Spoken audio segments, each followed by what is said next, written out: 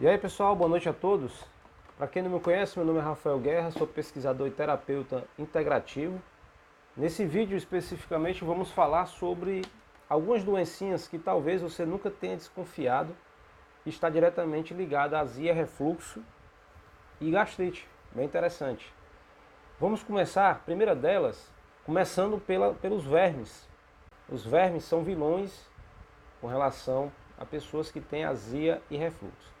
Para você compreender, você precisa entender o seguinte: o teu estômago ele tem que estar bastante ácido, e ele é assim feito, por isso que ele tem ali uma mucosa gástrica para poder proteger dessa acidez, que é bem ácido. Só para você ter noção, a acidez que tem que estar lá dentro do estômago é entre 1,5 e 2, é bem ácido. É por isso que ele tem aquela proteção bem forte na parede do estômago. E lá tem células especializadas, são chamadas células parentais, que ficam lá na parede do estômago produzindo o ácido clorídrico, que é o HCl. Então quando você come ali um alimento, aquele alimento é processado, é quebrado, né, porque aquela acidez é bem alta. Muita gente coloca ácido muriático, né, para dissolver aquelas gorduras que ficam ali entupidas nos ralos, principalmente de pias, onde tem as caixas de gordura. O pessoal usa muito o ácido muriático, porque ele quebra, né? Ele quebra aquela gordura e limpa todo o encanamento. Bem interessante. Vamos fazer uma analogia ao nosso estômago, é a mesma coisa. Você come alimentos ricos em gorduras, ricos em fibras e uma série de outros nutrientes que precisa ser quebrado pela uma acidez forte. Então quer dizer que para eu ter saúde no meu estômago eu tenho que ter acidez forte? Isso mesmo, muito ácido. Infelizmente, a medicina ortodoxa, ela considera, né, isso é um padrão muito arcaico, eles não evoluíram, estão engessados nisso até hoje. Eles consideram que quando você tem azia e refluxo é porque você está com excesso de acidez. Até hoje é assim. Aí você pode estar me perguntando: Rafael, você está culpando os médicos? De forma alguma. Longe disso. Eu sei que hoje a vida dos médicos é muito corrida. Eles não têm tempo mais para sentar numa mesa, estudar, pesquisar, entender o que é que acontece de fato. Eles fazem ali 6 anos de academia de medicina, alguns anos de residência e geralmente ficam sempre engessados naquele protocolo padrão. Então, quando você tem disfunção lá dentro do estômago, aqueles alimentos que você vai consumir, o que é que vai acontecer? Qual é a disfunção? A disfunção é que você não tem a acidez necessária para quebrar os alimentos. Ou seja, a tua acidez não está ácido. Então é ácido porque a gente considera na escala de pH. Você tem a escala de pH que vai de 0 até 14, 7 neutro, 14 muito básico e 1, né, ali 1, entre 0 e 1 muito ácido, bastante ácido. Então o estômago tem que estar ali entre 1,5 e 2, bem ácido. Quando você tem uma disfunção, talvez você já deve ter aí um pH de 3,5 a 4, 4,5, dependendo da disfunção de cada um, isso é bem relativo. Quando você vai se alimentar, é difícil a gente ter esse controle de o que é que a gente está se alimentando. Por exemplo, você tem uma vida corrida, você sempre come fora, até mesmo em casa você compra lá as suas frutas e verduras e outros alimentos lá na feira, no mercantil. Quando você vai lavar, você não consegue limpar tudo. Às vezes ali fica incrustado pequenas lavas, ovos. E esses ovos, quando caem, essas lavas e esses vermes, e até mesmo protozoários, quando eles caem ali na parede do estômago, aquela acidez que está disfuncional não vai matar, não vai quebrar esses vermes, nem os ovos. E você acaba adquirindo vermes, as famosas verminoses. Tem vários tipos de verminoses. Muitas delas você nem percebe. Tem alguns tipos de vermes que produzem uma substância no teu estômago, no teu intestino. Essa substância ele produz, que é justamente para evitar o movimento de peristaltia do intestino. Por isso que é muito possível, existe a possibilidade de que você tenha, por exemplo, uma prisão de ventre, e você talvez nem desconfia, é relacionado justamente porque tu não tem acidez lá suficiente, vai entrar vermes no teu corpo, patógenos, parasitas, e eles vão produzir essa substância para fazer com que eles fiquem mais tranquilos, fique lá na maré mansa dentro do seu intestino, se alimentando e soltando porcaria dentro do teu corpo. Então, das causas possíveis de pessoas que têm problema, principalmente de prisão de ventre, é verminose ocasionado pelo déficit de acidez do estômago. E você pode me perguntar, Rafael, eu já fiz exame para vermes e não deu nada. Vou te contar um detalhe, o que acontece? Os exames de verme, eles geralmente não são acusados nesses exames tradicionais. Você conhece uma famosa expressão que o verme passeia na lua cheia? Isso aí foi uma expressão usada por uma banda de rock nacional. Não sei qual foi o motivo que eles fizeram essa música, mas é uma pura realidade. Os vermes geralmente eles gostam de trafegar fora das entranhas do corpo, geralmente na lua cheia. É isso aí. Por isso também existe um protocolo aí de limpeza, né, para você se livrar dos parasitas, que eles usam ali justamente a lua cheia para você fazer a desparasitação do corpo, tá bom? Também interessante, por isso que muitas vezes você faz exame para vermes e lá não acusa, porque geralmente eles só vão, se você quiser fazer um exame para ser mais apurado, você tem que fazer no dia de lua cheia. Mas quem foi que te disse? Algum médico chegou para você e já disse isso? Claro que não. São raros os médicos que estão falando isso daí. Então essa primeira doença, verminose, talvez você não conhecia, é provocado pelo déficit de acidez. Vamos para a segunda, que talvez também você nem desconfiava que tinha, que é a sinusite. Isso daí, sinusite. O que é a sinusite? Pelo mesmo problema que você tem déficit de acidez, o que é que vai acontecer? Você tem acidez insuficiente no estômago, a válvula do piloro ela vai criar uma disfuncionalidade que vai ocasionar a abertura da válvula da esfíncter do esôfago. Então aquele conteúdo lá vai ficar lavando. De noite você se deita, aí você tem aqui o esôfago, vamos supor que aqui é o esôfago, você se deita, a sua cabeça está aqui e aquele conteúdo aqui do estômago começa a lavar. E começa a vir aquela queimação. E também tem gente que tem só refluxo e não tem queimação. Por quê? Porque às vezes a acidez do estômago está tão deficitária que ela quase que equaliza com o pH do esôfago, que tem que estar 6,5. Às vezes você tem um refluxo, porque nem todo mundo que tem refluxo tem azia. Mas geralmente quem tem azia é porque já tem um refluxo. Então quando você tem aquele refluxo e à noite você está deitado, aquele conteúdo todo volta aqui pelo esôfago, invade todas as fossas nasais, né? A gente tem fossas nasais aqui nessa região. Aí você imagina, lembra que eu falei lá dos vermes no primeiro caso? Os vermes lá no primeiro caso, eles vão estar lá porque você não tem acidez suficiente. E também tem bactérias nocivas, protozoários, que acabam no momento do refluxo subindo, chegando nas fossas nasais e ali criam, né, começa a se criar um ambiente favorável para crescimento de patógenos, bactérias nocivas que ficam lá nas nossas fossas nasais. É por isso que dá dor de cabeça.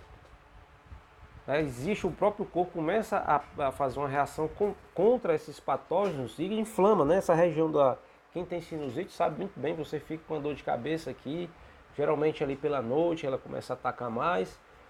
E geralmente tem pessoas que é de manhã, justamente porque se deita e fica esse conteúdo lavando a parede, aqui as fossas nasais, e você vai ter esse problema enquanto você não descobrir. Muita gente vai tomar antibiótico, que é o tratamento tradicional para sinusite, vai tomar antibiótico para desfazer essas colônias, e até resolve, mas depois o que é que vai acontecer? Como você não descobriu que isso está relacionado ao seu refluxo, depois que você cessar lá o uso dos antibióticos, você vai voltar a ter o mesmo problema de novo. É um problema crônico, porque você não resolveu a causa básica do problema que você tem. Então vamos lá, a gente já falou aqui dos vermes, que você pode ter vários outros problemas relacionados a parasitas no teu intestino, dentro de prisão de ventre, depressão, desnutrição e uma série de outros problemas, inclusive de vícios em doces, né? Às vezes tem vermes que eles estimulam o teu corpo a ficar viciado, eles soltam substâncias que deixam você viciado em doce. Interessante, né? Olha o quanto de informação que você está aprendendo hoje aqui nesse vídeo. Então você tem lá, né, a questão dos parasitas, questão da sinusite. É o meu caso, que eu tive bastante sinusite, porque por causa do que eu tinha refluxo, então tinha uma sinusite também. E outra doença talvez que você vai te surpreender, que é um pouco mais grave, tá? Existe, isso depende de pessoa para pessoa, e eu sei que hoje eu posso até te falar o motivo básico que isso acontece, que seria o quê? Seria pneumonia. É isso daí. Como eu tinha te falado, todo tipo de parasita, ele vai se desenvolver quando você tem uma disfunção. A primeira barreira dos alimentos que você come contra patógenos, protozoários e bactérias nocivas é o teu estômago. Ele tem que estar ácido para poder dissolver aqueles vermes e aqueles patógenos. Existem casos que a pessoa tem refluxo, esse refluxo acaba mais cedo ou mais tarde levando bactérias além das fossas nasais, acaba entrando no sistema respiratório e indo para o pulmão. E você adquire uma bactéria que não era para estar no seu pulmão, por simplesmente você ter refluxo. Olha que negócio interessante, né? Inclusive eu já tive um cliente, ele nesse exato momento eu passei um protocolo para ele, porque ele passou por todo esse problema, ele pegou uma super bactéria. E o detalhe é interessante porque é o seguinte, a medicina hoje ela só trata bactérias e outros agentes patógenos com antibiótico sintético. São antibióticos sintéticos. E esses antibióticos sintéticos, eles acabam criando uma resistência para as bactérias, vão se adaptando àquela química e acaba se tornando-se bactérias mais fortes. É um problema hoje que a medicina está enfrentando que se chama as superbactérias.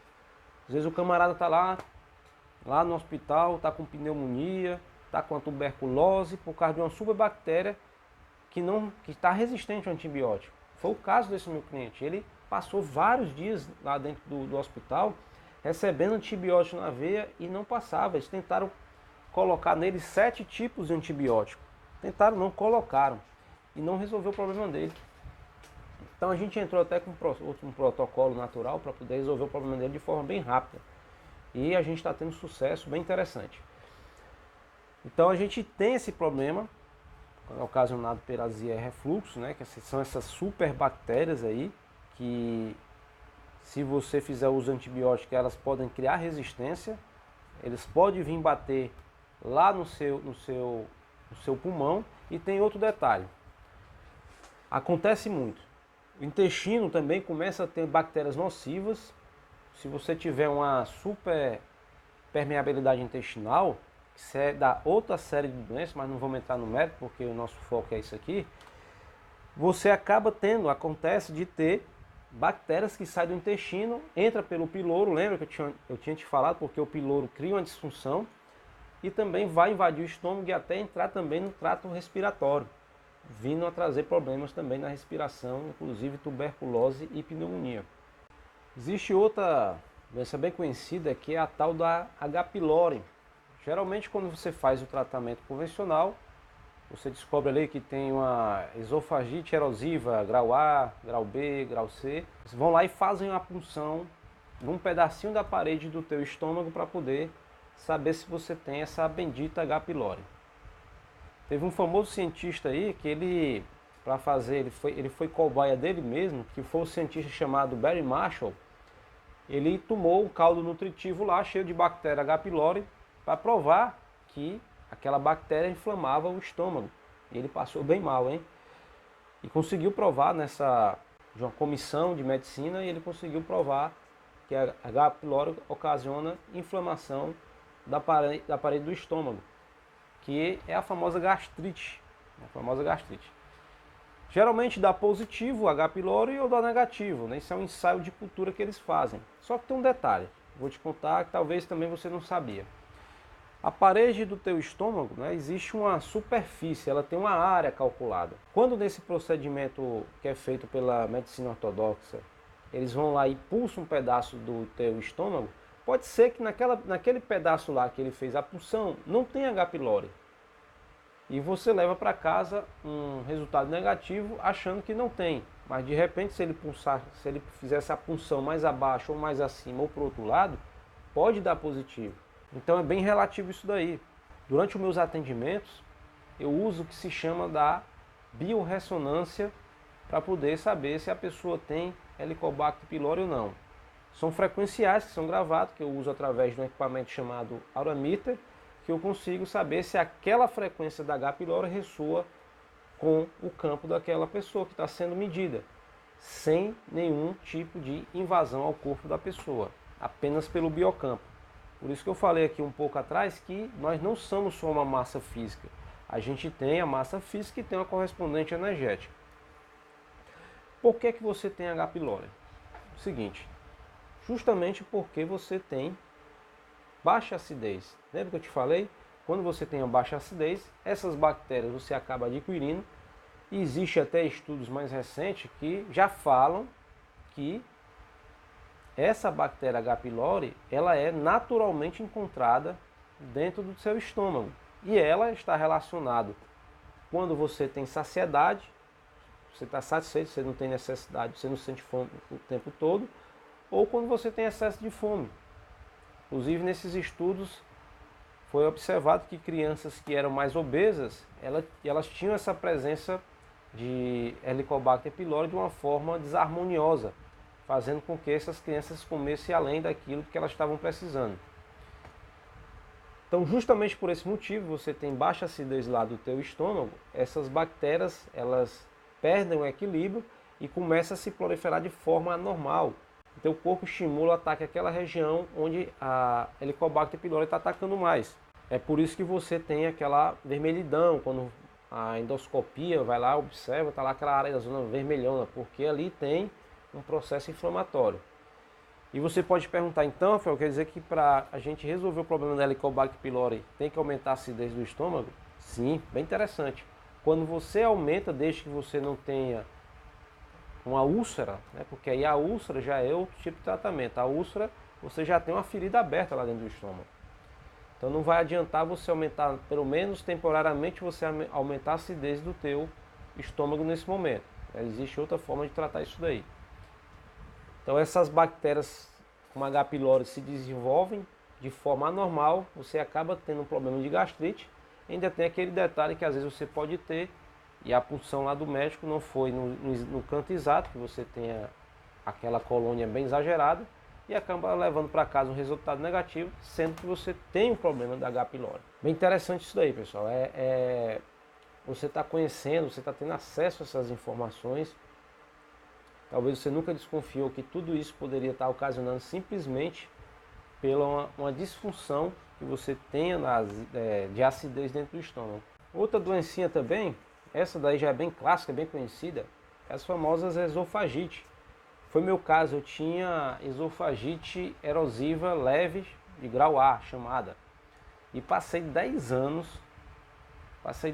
refém tomando todo tipo de medicação, inclusive um que custava a caixa na época R$250, hoje está mais de R$500. Nesse caso da esofagite, ela acontece bem simples, porque você tem um problema na disfunção justamente pela déficit, pouca acidez, e ele começa a lavar todo dia queimando a parede do seu esôfago. Porque o teu esôfago ele não tem a proteção que tem o estômago. O estômago ele tem lá uma proteção na mucosa e o esôfago não tem essa proteção, ele não foi feito para receber ácido. Por isso que quando aquela acidez que está ali no estômago começa a lavar o teu esôfago, lembra que o pH do esôfago é 6,5. E teu estômago, mesmo com pH disfuncional, estando ali entre 4,5, 3, 4,5, cai em cima ali do pH de 6,5, que é do esôfago, ele começa a sentir a queimação e começa a lavar. E aquilo vai corroendo aquela pelezinha sensível do esôfago, fazendo com que você crie uma erosão, por isso que se chama erosão esofagite, né, que é o nome da doença. E a erosão, e de acordo com o grau de erosão, eles classificaram entre A, B e C. grau de Los Angeles, que é uma classificação internacional que eles consideram. Existe outra também, bem conhecida aí, que é o esôfago de Barrett. O que é aquilo dali? Camarada, há muitos anos, ignorou muito a doença, ficou fazendo aí, ficou tendo esse problema por muitos anos, não correu atrás para resolver isso. E quando ele começa, de tantos anos lavando aquilo dali, daqui a pouco o próprio esôfago ele começa a criar de forma disfuncional uma capa dura, endurecida, para recuperar, né? É uma forma que o corpo tem, no ato desesperado, de recuperar aquele esôfago, para que ele não chegue, para que o ácido não fure o esôfago, e daqui a pouco o cara vai ter um vazamento do esôfago para as áreas periféricas ali do esôfago. Ele começa a criar uma capa dura, que é o esôfago de Barrett chamado. E vai se avançando, em alguns casos, que é um dos piores que pode acontecer, quando a pessoa vai adquirir o câncer de esôfago. É um negócio muito sério, pessoal. Por isso que, se você ficar ignorando isso por muitos anos, simplesmente achando que é um problema simples, que hoje é muito comum as pessoas terem azia e refluxo. É muito comum. Então, se você for deixando, empurrando isso aí com a barriga, sem querer resolver, levar para o resto da vida, você pode chegar no ponto de ter uma doença chata que é o câncer. Interessante também que, eu até falo muito em muitos vídeos meus, que não importa qual é a doença que você tenha, desde uma doença mais simples até uma mais grave, você tem que entender que o teu corpo ele é uma máquina ultra complexa, que está todo o tempo trocando informações com você. Desde que você nasceu até a hora que a gente vai morrer, ele não para de trabalhar. Desde que você nasceu até seu 100º ano, se você passar dos 100 anos de idade, ele vai ficar funcionando 24 horas por dia. E é bem interessante que é muito difícil você também querer fazer um jejum. É comentado até na Bíblia, o jejum, né? O que acontece no jejum? Você imagina um motor, você tem seu veículo e aquele motor passa 24 horas por dia trabalhando sem parar. Você imagina lá, teu estômago todo santo dia, 24 horas por dia, 365 dias por ano, ele está lá trabalhando. Você comendo e trabalhando. E você come essas porcarias do dia a dia e está lá, teu corpo está lá trabalhando. Muitas vezes, ou melhor dizendo, na maioria das vezes, o nosso estômago ele está trabalhando para resolver os problemas que a gente traz para ele. Alimentação cheio de agrotóxicos, cheio de conservantes, cheio de aromatizantes, cheio de outras porcarias químicas. Pessoal que come muito em conservas, latinhas, aquelas latinhas soltas, metais pesados, principalmente latinhas de alumínio. Você vai aí pro final de semana, começa a encher a cara, beber muita cerveja daquelas latinhas de alumínio, vai ter problema também. Então tá lá aquela máquina 24 horas por dia trabalhando e você nem aí. Daqui a pouco começa a vir os sinais, os alarmes, igual no painel do seu carro. O seu carro trabalhando 24 horas por dia, eu garanto que ele não vai conseguir. Seu carro vai quebrar muito cedo. Talvez se ele conseguir passar uns 3 meses trabalhando direto, é muito. Então aqui eu provo para você que a nossa máquina, corpo humano, é ultra complexo, muito bem feito e consegue trabalhar 24 horas por dia. É claro que ela também tem os seus alarmes. Uma doença que aparece, uma queimação no estômago, uma dor de cabeça sem motivo aparente, problemas de ossos. Você começa às vezes a ter problema de visão, zumbido no ouvido. Tudo isso daí são formas, e outras tantas outras são formas de teu corpo dizer: amigo, olha para mim, eu estou te dando aqui uma informação, você precisa cuidar de você. E sem falar aqui das outras emocionais, depressão, ansiedade, transtornos, pânico. Então tudo, o corpo ele te informa através desses sinais. Então como é que pode? Você trabalha 24 horas por dia, nunca se preocupou em fazer um detox do teu corpo, escolher alimentos saudáveis, que é um negócio muito difícil. Eu sei que é complicado a gente escolher alimentos saudáveis, até porque a gente se acostumou com a vida doente. A gente acaba se acostumando com essa vida doente. E tem um detalhe. O que é que a maioria fazem? Quando você sente umas dorzinhas de cabeça, uma dor no estômago, o pessoal que tem azia, refluxo e gastrite, procura o médico. vai fazer endoscopia e você vai para casa com uma caixa de medicamento que mais cedo ou mais tarde vai te arrebentar. Por exemplo, os prazóis da vida, eles com o tempo ele vai começar a diminuir a síntese de vitamina B12. E a vitamina B12 ela é importante para o nosso cérebro. O nosso cérebro ele precisa de B12 para funcionar bem. E daqui a pouco você tem com depressão e não sabe por que é. Pode sim estar relacionado porque você não sintetiza mais a vitamina B12, que é tão importante para o cérebro, justamente porque o omeprazol, os prazóis da vida, eles inibem. O omeprazol mais cedo ou mais tarde vai trazer problema para o teu intestino. Né? Você começa a deixar de sintetizar algumas proteínas importantes, porque o ácido clorídrico é que ativa essas enzimas, e você mais cedo ou mais tarde vai ter esse problema de intestino, porque você passou muito tempo usando omeprazol. E sem falar, inclusive os médicos mesmos afirmam, são a minoria que afirma, mas afirmam que se você fizer o uso desse omeprazol por muitos anos, você pode sim ter predisposição a câncer. Aí você imagina, pessoal, a máquina já funciona 24 horas por dia, não para poder produzir essas 24 horas teus alimentos, ela passa mais tempo resolvendo os problemas que você está arrumando para ela do que nutrindo o seu corpo de forma saudável. Aí você procura o sistema normal, vai te empurrar de mais veneno, de mais química. Lembrando que a química, as coisas sintéticas que são feitas pela indústria, ela é coisas que teu corpo não reconhece, ele precisa dar um jeito. E quem paga a conta disso aí é teu fígado e rim. Então depois que você vai lá no médico, você vai tomar um remédio para dor de cabeça, aí você diz assim, puxa, tomei aquela medicação, passou minha dor de cabeça. Você pensa que está resolvido o problema? Não. Só foi cortado o fio do alarme. É como se você levasse seu carro para a oficina e você diz assim, amigo, essa luzinha aqui da temperatura está acendendo direto, o que é que eu devo fazer? Aí o mecânico chega para você e diz assim, nós vamos cortar essa luzinha, está resolvido o problema. Você corta. Será que resolveu o problema do motor do carro? É claro que não. Então quando você vai para um hospital, toma um remédio para dor de cabeça, você se sente bem, vai para casa, você acha que resolveu o seu problema? Não. O teu corpo vai deixar de encher o teu saco? Vai. Só que ele vai ter que arrumar uma outra forma de ajustar aquilo. É aquilo que na terapia integrativa a gente chama de homeostase. Ele vai ter que regular isso daí para poder trazer a homeostase, o equilíbrio. Só que de uma forma não muito saudável. Então você passa anos comendo porcaria, nunca deu um descanso na máquina, é pau na máquina direto, nunca deu descanso. Aí quando começa a aparecer, vê os sintomas, os sinais, aí você vai lá, corta o alarme, vai tomar medicação. Aquela medicação vai trazer problema pro teu fígado, pro teu rim, arrebenta o fígado, arrebenta o rim, volta lá de novo lá.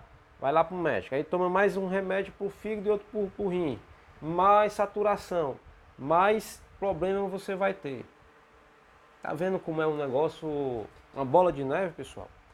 Por isso que eu achei importante fazer esse vídeo falando especificamente da azia e refluxo, porque é um tema importante. Muita gente tem. Por exemplo, eu fiz um canal no YouTube que teve mais de 500 mil de visualizações. Ajudei mais de 1.300 pessoas as pessoas que perguntavam, né? Talvez muita gente, depois que ouviu aquela informação, se sentiu muito bem e nem voltou para comentar alguma coisa. Então teve mais de 1.200 comentários, porque eu pude observar que tem muita gente que sofre com esse problema.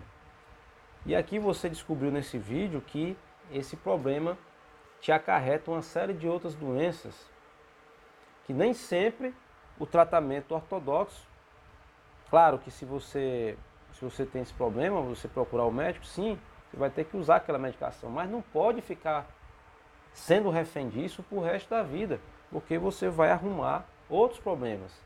E aqui a gente já sabe, medicação tem efeitos colaterais. Então a proposta não é que você fique usando pro resto da sua vida, tá bom? Espero que eu tenha ajudado vocês aqui nesse vídeo. Aproveitando aí, se inscreve aí na nossa página para você acompanhar sempre nossos conteúdos, tá bom? Muito obrigado a todos que assistiram até aqui e até o nosso próximo vídeo.